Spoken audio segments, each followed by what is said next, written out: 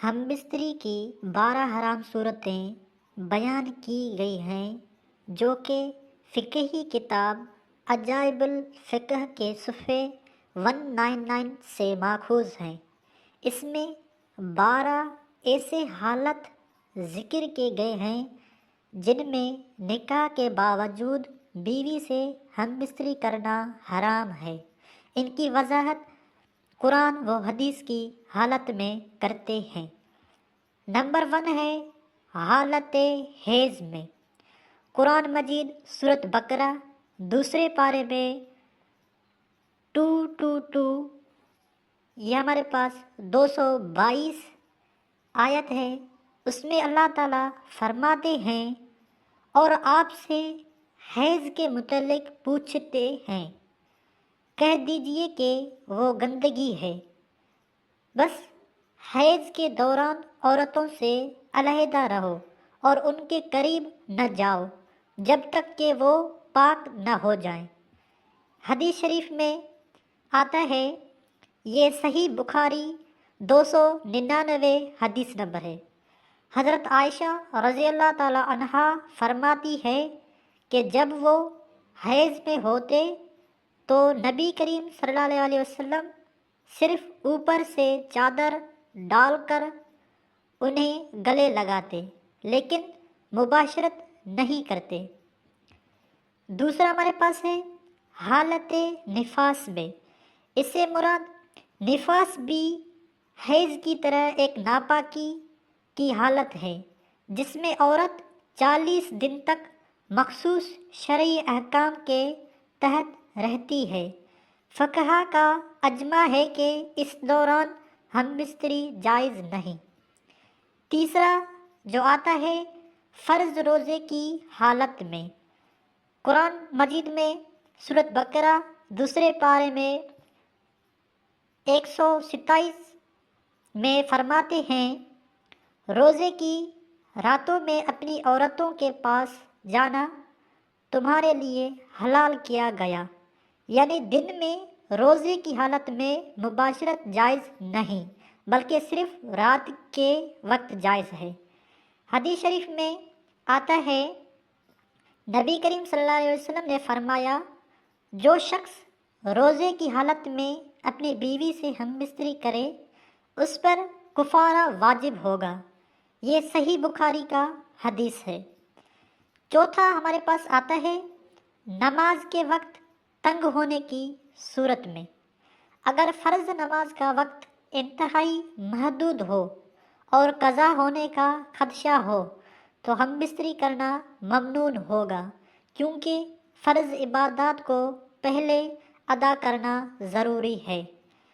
Number 5 ہے اعتکاف کی حالت میں۔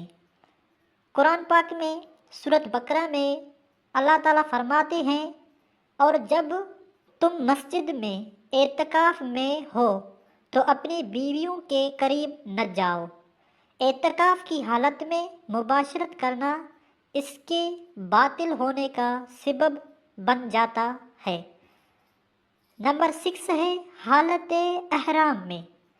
قرآن مجید سورۃ بقرہ میں اللہ تعالیٰ فرماتے ہیں، حج کے دوران بیوی کے ساتھ تعلقات نہ رکھو، نہ ہی کوئی فحش کام کرو۔ حج یا عمرے کے دوران احرام میں رہتے ہوئے ہم بستری کرنا منع ہے اور اس پر دم قربانی لازم آتی ہے۔ نمبر 7 ہے، اس کے بارے میں بہت سے کمنٹس آئے تھے میرے پاس، یہ میں ایکسپلین کروں گا۔ زہار کے کفارے کی ادائیگی سے پہلے۔ قرآن پاک سورۃ المجادلہ میں اللہ تعالیٰ فرماتے ہیں، جو اپنی بیوی سے زہار کرے اور پھر رجوع کرنا چاہے تو وہ غلام آزاد کرے، یا 2 ماہ کے مسلسل روزے رکھے، یا 60 مسکینوں کو کھانا کھلائے، اس سے پہلے بیوی کو ہاتھ نہیں لگا سکتا۔ نمبر 8 ہے ایلا کی صورت میں۔ قرآن پاک میں سورۃ بقرہ میں اللہ تعالیٰ فرماتے ہیں، جو لوگ اپنی بیویوں سے الگ رہنے کی قسم کھاتے ہیں ان کے لیے 4 مہینے ہیں، پھر اگر وہ رجوع کر لے تو اللہ بخشنے والا مہربان ہے۔ اگر شوہر بیوی سے نہ ملنے کی قسم کھا لے یعنی ایلا کرے اور 4 ماہ مکمل ہو جائیں تو اسے پہلے کفارہ دینا ہوگا۔ نمبر 9 ہے وطئی بالشبہ۔ اس کا مطلب ہے غلط فہمی میں کسی اور سے تعلق قائم کرنا۔ اگر کوئی شخص غلط فہمی میں کسی غیر عورت سے تعلق قائم کر لے تو وہ بیوی سے تعلق سے پہلے شرعی مسائل کو حل کرے۔ نمبر 10 ہے ہمارے پاس عورت عدت میں ہو۔ قرآن پاک میں سورۃ الطلاق میں اللہ تعالیٰ فرماتے ہیں، اے نبی جب تم عورتوں کو طلاق دو تو انہیں عدت کے حساب سے طلاق دو اور عدت پوری ہونے تک انہیں اپنے گھروں سے نہ نکالو۔ عدت کے دوران رجوع کرنا مخصوص حالت میں ہی جائز ہے ورنہ حرام ہوگا۔ نمبر 11 ہے جب ہم بستری ہونے کا یقین نہ ہو۔ اس سے مراد اگر کسی کو یقین نہ ہو کہ ہم بستری کرنا جائز ہے یا نہیں تو اسے پہلے تحقیق کرنی چاہیے۔ نمبر 12 ہے جب عورت مہر کے مطالعے کی وجہ سے روکے۔ اسلام میں شوہر پر بیوی کا مہر ادا کرنا واجب ہے۔ اگر بیوی مہر نہ ملنے پر ہم بستری سے روکے اور شوہر زبردستی ہم بستری کرے تو یہ ظلم اور حرام ہوگا۔